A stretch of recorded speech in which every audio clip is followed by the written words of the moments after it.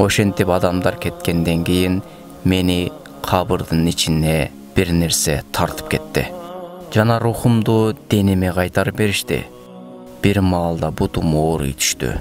Эй бенде тур деген добушту уктум. Илим Кени каналынын жамааты умра сапарына аттанды. Анда эмесе чогуу ыймандашканча пайгамбарыбыз саллаллаху алейхи вассаламдын берекелүү кадамы тийген жерлерди зыярат кылып ибадат кылып келели. Бизди умра боюнча тажрыйбалуу Мекке Мединаны жакшы билген илимдүү дамла Санжар Тыныбек уулу жетектеп барат. Жана ихрам кийими, умра боюнча китептер, сумка, жилет, аялдарга жоолук, замзам суусу бекерге берилет. Жана эми документке деп жүгүрбөйсүз. Баарын өзүбүз бүтүрүп 3-4 жылдыздуу мейманканаларда түнөп Кызыл деңизге саякат кылып, умра амалын кандай кылуу керектигин баарын үйрөтөбүз. Жана эң негизгиси билет баасы эң арзан. 0773 691 877 номерине азыр умра Илим Кени деп жазып, билетти мындан да арзандатылган баада алыңыз. Ошентип сиз үчүн умра сапарына барууну оңой кылып койдук. Мындай мүмкүнчүлүк бизде гана бар. 10 февраль учуу күнү. Андыктан шашылыңыздар.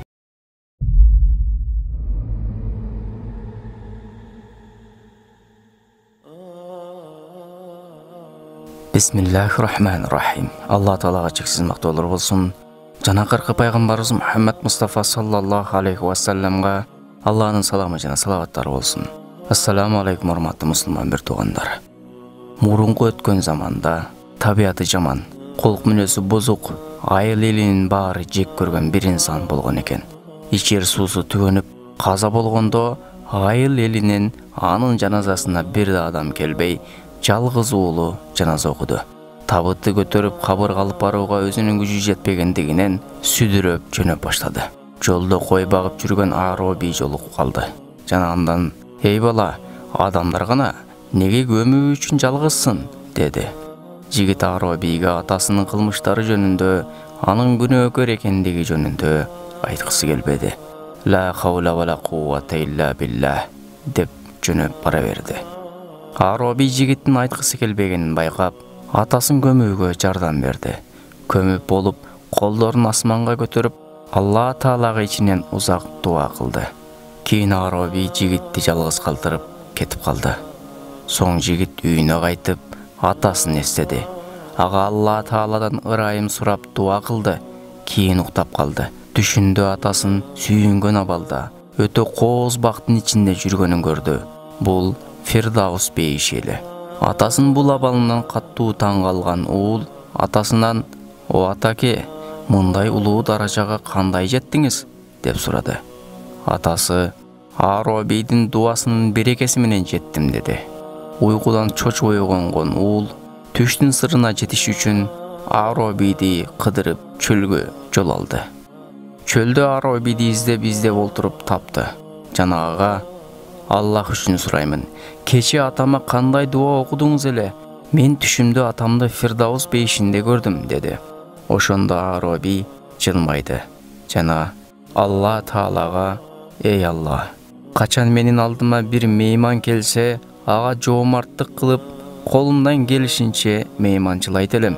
Бирок мен бир алсыз бендемин. Сен жоомарттардын жоомартысың. Бул бенде эми сенин мейманың. Ага өз жоомарттыгыңды жана пазилетиңди көрсөткүн" деп суранып дуа кылган элем деди. Мына ушундай биз үчүн мүмкүн болбогон бир көрүнүштөр Аллахтын бол дегени менен болуп калат. Ошондуктан Алла Тааладан үмүттү үзбөш керек. Жана адамдардан бата алып жүргөндү адат кылып алышыбыз керек. Балким биринин болбосо башка биринин жакшы дуасы кабыл болуп калуусу мүмкүн. Мына ушундай дагы бир башка окуяда мындай баяндалат. Өмүрү зулумдук менен башкаларды уруп, акчасын алуу менен өткөн адам дүйнөдөн кош айтышты. Кабырга алып барып түшүрүштү. Батпады. Кайта чыгарылды. Көрү жалат болуп, дамла. Бул киши чоң адам болгондуктан кабырды узунураак казган элек. Бирок ошондо деле батпаганын караңыз, деди. Дагы түшүрдү. Дагы тыгылып калды. Кайра чыгарылды. Өлчөп дагы казды. Эч батпады. Дагы коюп көрөлү дегенде табыт оодарылып кетип, өлүк жерге түшүп кетти. Ошол жердеги аксакалдар башын чайкап: "Жер өлүктү кабыл кылгысы келбей жатат" деп айтышты. Ошондуктан бул дүйнөдө убактың барында жакшы иштерди кылып кал. Эртең өлгөндөн кийин азыркы окуянын каарманындай болуп, шерменде болуп жүрбөгүн. Эми бул окуя дүйнөдөгү адамдарга көрсөтүлгөн жаман көрүнүштөрдүн бири. Бирок кабырга коюлган адамдын өзүнүн абалы кандай болот? Аны эмне күтүп турат? Bir ой жүгүртүп көрүңүз. Мына ушундай өлүмдөн кийинки окуяны түшүндө көргөн bir мусулман bir тууганыбыз мындай деп айтып берди. Бул кабыр, сурак периштелери, азап, ырахат баары чындык. Мен өлүмдөн кийинки кабырдагы жашоону түшүндө көргөн элем. Эмесе окуянын кандай болгондугун башынан айтып берейин. Адаттагы күндөрдөй көчөдөн кеч келип, катуу чарчагандыктан бат эле уктап калдым. Түш көрдүм. Түшүмдө ичер суум түгөнүп, ажалым жетип, бул дүйнө менен кош айтыштым. Боз үйдө мени ак кепинге ороп, табытка салып, көтөрүп алып, жаныбыздагы мүрзөгө алып келишти. Мени адамдар табыттан алып, кабырдын ичине коюшту. Үстүмдөн топурак тартышты. Кийин адамдар мага атап Куран окушту. Мен сыртта баарын көрүп турдум. Ошентип адамдар кеткенден кийин мени кабырдын ичине бир нерсе тартып кетти. Жана рухумду денеме кайтарып беришти. Бир маалда бутум ооруй түштү. Эй бенде тур деген добушту уктум. Карасам колунда чоң темир балка кармаган эки мактулук, бирөө баш жагымда, бирөө бут жагымда пайда болду. Түрү бири коркунучтуу, ыраңы суук. Дүйнөдө андай коркунучтуу жаныкты көргөн эмесмин. Аябай корктум. Алар мага мындай деп суроо беришти. Кудайың ким? Пайгамбарың ким? Мен болсо эч жооп бере албай койдум. Айтайын дейм, тилим келбейт. Ошондо, эй пенде, сен намаз окуган жоксуң. Ошондуктан да тилиң келбей калды деди. Мен бакырып, ыйлап жибердим. Мени кечиргилечи. Мени кайра жерге жибергилечи. Мен эми намаз окуймун, дедим. Алар, жок, болду, эми кеч, деп баягы чоң темир балкасы менен уруп баштады. Алардын ургандан бүт денем жанчы дагыс болуп ооруп кетти. Алардан, анда ушул жерде намаз окуйунчу, деп жалдырадым.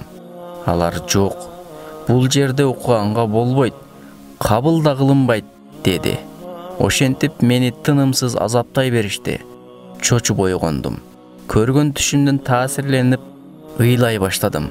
Жана Алла Таала мага убакыт берип жатканын, эгер намазсыз барсам, кудум ушул абалга түшүүмдү көрсөтүп койгон экен. Ошондон кийин намаз окуп, Алланын буйруктарын аткарып, тыйгандан тыйылып, түз жүрүп калдым. Алла кабыр азабынан баарыбызды сактасын, дейт мусулман бир тууганыбыз. Мына ушул жерде намаз окуй элек бир туугандарыбызга айтаарыбыз, азыр убакыттын барында намазды баштаңыз. Кабырга түшкөндө баары кеч болуп калат. Өмүрдү узак көрүп, тобого үлгүрөсүн деген шайтандын сөзүнө алданып калбаңыз. Чынында мына ушул сөзгө алданып жүргөн канчалаган мусулман бир туугандарыбыз өлүп кетти. Аларды бир эстеңиз, жана өзүңүздү аяп, бүгүндөн тартып такып адамдардын катарын толуктаңыз. Окуяны ушул жерге чейин эринбестен уккан сиз динге кайдыгер адам эмессиз. Сиздин колуңуздан жакшы иштерди кылуу жана такыбалыкты кармануу келет иншалла. Мына ушундай башка мусулман бир туугандарыбызга үлгү боло турган окуяларды элге чагылдырып берүүгө даярбыз.